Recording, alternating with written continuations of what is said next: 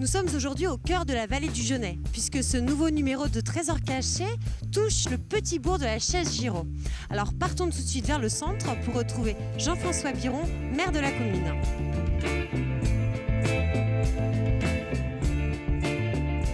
Carrefour entre océan et bocage, situé au sein d'un territoire ayant su préserver toute son authenticité, la commune de la Chaise-Giraud est marquée par la qualité de son cadre de vie.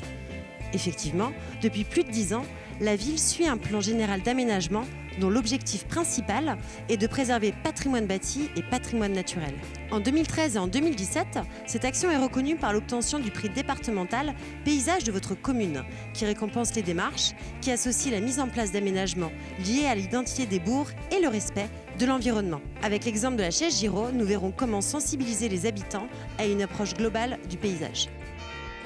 Monsieur Biron, merci de nous accueillir ici à la Chaise. Merci. Alors nous allons arriver tout de suite au niveau de la cour de la mairie, un espace qui a été récemment restauré par vos soins. Est-ce que vous pourriez revenir justement sur cette politique patrimoniale qui a été conduite par la municipalité depuis de nombreuses années ici? Alors c'est vrai que c'est un projet qui est né dès le départ des premiers mandats. En vrai, c'est la passion de son village, la passion de la pierre aussi. Et la chance qu'on avait à la Chaise-Giraud, c'est que le patrimoine était resté dans son état depuis très longtemps et qu'on n'avait pas eu trop de casse. Donc on a pris en compte l'ensemble de notre territoire, c'est-à-dire le territoire qui était le plus historique. Et là-dessus, on a créé, un plan d'aménagement d'ensemble sur qu'est-ce qu'on allait faire de la Chaise-Giraud dans les 20 ans à venir. On est à 5 minutes de la mer, on est bien, on a un peu de pierre. Donc on s'est dit, cette pierre-là, dont notre église, nous allons la réhabiliter, la mettre en valeur pour que les gens, quand ils viennent se promener à Chaise-Giraud, ils se sentent bien, ils soient heureux, ils se promènent, ils déambulent, ils se détendent. Ensuite, tout le petit patrimoine, les puits, des fours à pain. On avait la chance de fours à pain, par exemple, qui se trouvaient sur le bord du domaine communal. On a pu les racheter aux propriétaires et les remettre en valeur et les remettre en service. Alors, chose intéressante aussi à la Chaise, c'est qu'on peut voir depuis 2, 3, 4 ans des petits commerces s'implanter ici. Restaurants, esthéticiennes, ateliers d'artisans d'art. Tout ceci est rendu possible grâce à l'aide de la mairie, j'imagine. Oui, alors, pareil, le restaurant, on a la chance, mais on a aussi, donc c'était un bâtiment qui était en désuétude, que nous avons rénové dans le style de l'ancien, de la vieille pierre, donc on l'a remis en valeur. La chose intéressante, c'est qu'en fait, vous allez racheter un bâtiment qui tombe en désuétude, comme vous l'avez dit, pour lui apporter une nouvelle fonction et donc le faire renaître. Le faire renaître et de le mettre en valeur. Exactement. Voilà, et donc pareil pour les ateliers d'art, on avait une fermette qui était à côté de la mairie, que nous avons rachetée en 2009-2010, et pour en créer des ateliers d'art. Donc on met à disposition des locaux, et on a la chance d'avoir une association qui s'est mise en place, et qui fait leur activité d'atelier d'art en plein centre de la Chaise-Giraud. Donc si on peut mettre en valeur et développer ce genre d'activité, eh ben, on est en dehors des schémas habituels et nous, ça nous va bien.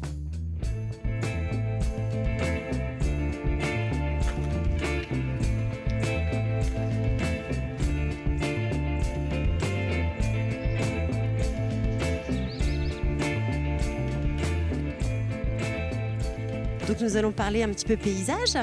Quels sont les aspects pris en compte par le jury paysage de votre commune ? Alors, le paysage de votre commune, je vais vous dire, ça a été extrêmement simple comme politique. On est parti, c'est que du bon sens, c'est toujours la même chose.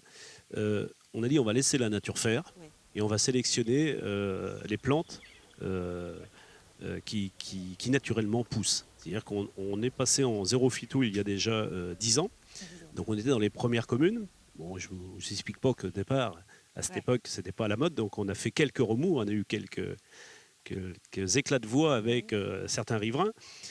Mais l'année d'après ou 2 ans après, on était récompensé par la première mise en valeur du petit patrimoine et l'année d'après pour le concours des maisons fleuries.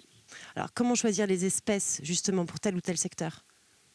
Donc dans notre plan de plantation que nous avons créé, nous avons suivant les secteurs des vivaces bien définis avec des couleurs de floraison, des périodes de floraison.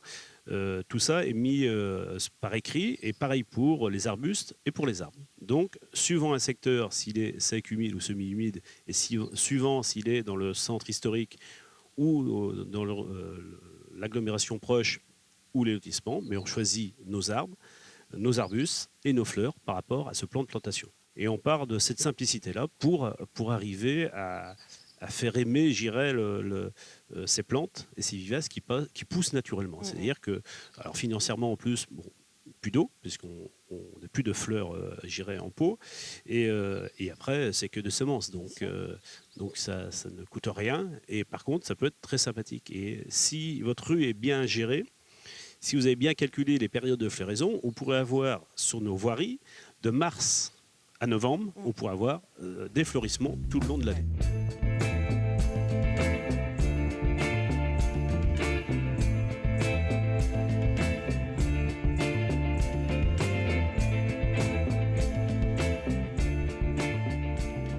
Donc aujourd'hui, la chaise a été reconnue à un niveau départemental par le paysage de votre commune, par le label paysage de votre commune, mais désormais, elle est reconnue à l'échelle régionale depuis peu de temps. Oui, alors c'est vrai que les récompenses font toujours plaisir, surtout que celles-ci ne sont pas cherchées. On n'a rien demandé, on s'est inscrit à rien. Et naturellement, alors c'est bon, c'est comme les petites fleurs sur le bord des murs, c'est venu naturellement. Ouais. Donc c'est quand même sympathique, agréable de recevoir ces prix-là, ce qui veut dire qu'on est dans la bonne ligne. Donc l'avenir de la chaise, c'est la continuité de cette mise en valeur, de pousser, j'irais, l'esthétisme le plus loin possible, et pour que demain, naturellement, les gens aimeront venir à la chaise Giraud. Le calme à 5 minutes de la mer, ouais, c'est une vérité. C'est ça. Monsieur Biron, un grand merci pour votre invitation.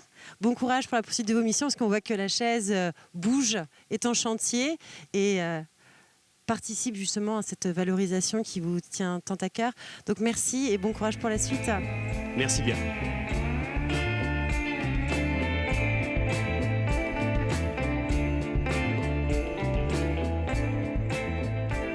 Vous l'aurez compris, la chaise Giraud est désormais devenue une étape incontournable.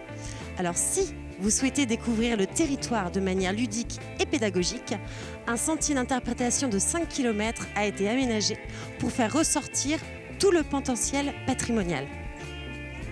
Ce cadre naturel préservé est une véritable invitation aux envies d'évasion. Alors n'hésitez plus, descendez au pied du coteau pour gagner l'espace naturel sensible du Marais du Genêt.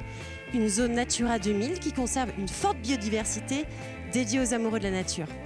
Pour ma part, je vous donne rendez-vous prochainement pour un nouveau numéro de Trésors cachés.